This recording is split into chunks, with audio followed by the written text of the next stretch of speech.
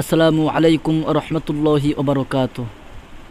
ভাইরা আমার, বন্ধুরা আমার, আপনারা এখন দেখতে পারছেন আমাদের পাটুরিয়া ঘাটের আরসিএল মোড়ে বিশাল একটা লম্বা জাম হয়ে গেছে গাড়ির।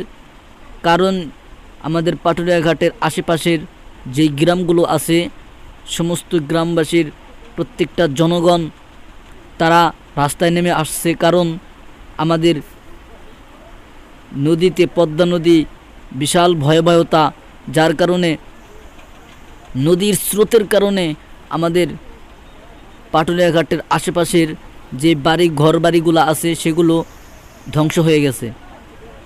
আমাদের লঞ্চ ঘাটও ভেঙে তছনছ হয়ে গেছে এবং 4 নং ফেরিঘাটও ভাঙনের পথে। তো ভাইরা আমার, এই জন্য পাটুরিয়া ঘাটের এই এলাকার লোকজন ঐক্যবদ্ধ হয়ে আমরা কয়েকটি দাবি নিয়ে আমরা রাস্তায় নেমে আসি। তো ভাইরা আমার, আমি আপনাদেরকে দেখাবো আমাদের লঞ্চ ঘাটটা কী পরিমাণে ভেঙেছে এবং যে বাড়িগুলো ধ্বংস হয়ে গেছে সেগুলো দেখানোর চেষ্টা করব। আপনারা সবাই লাইনে থাকেন। তো ভাইরা আমার, এই হলো আমাদের পাটুরিয়া ঘাটের লঞ্চ ঘাট। আপনারা দেখতে পাচ্ছেন ওই যে কালো একটা পিলার দেখা যাচ্ছে, সেটা আমাদের মূলত এই লঞ্চ ঘাটের পল্টনটা বাঁধা থাকে সেখানে। মানে পানির এত স্রোত, যার কারণে পুরা মনে করেন ঘাটটা ভেঙে তার চিহ্নই দেখা যাচ্ছে না যে এখানে একটা লঞ্চ ঘাট ছিল। আমাদের ওই পাশে আমি দেখাচ্ছি, দেখছেন কি পরিমাণ পানির স্রোত। আপনারা যদি এখানে না আসেন তাহলে বুঝতে পারবেন না। মানে এমন মজবুত করে লোহা দিয়ে আপনার এই লঞ্চ ঘাটটা করা ছিল, সব কিছু ভেঙে তছনছ করে ফেলছে।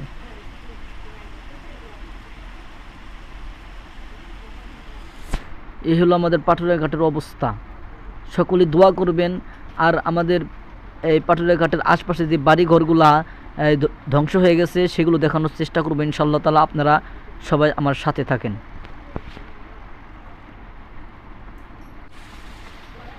এই হলো ভাইয়ের আমার, আমাদের যে বাড়িঘরগুলা ভেঙে শেষ হয়ে গেছে, আমি ঠিক সেই জায়গায় দাঁড়ানো আছি। এখানে যে ভাঙ্গা অবস্থা দেখতেছেন, এখানে সামনে আরও বাড়ি ছিল, সেটি ভেঙে নদীতে পড়ে গেছে। এখন যে বাড়িওয়ালা যে এখানে ফার্ম ছিল, সেই ফার্মগুলো ভেঙে সরিয়ে নেওয়া হচ্ছে। তো দেখতে পাচ্ছেন খুব ভয়াবহ অবস্থা।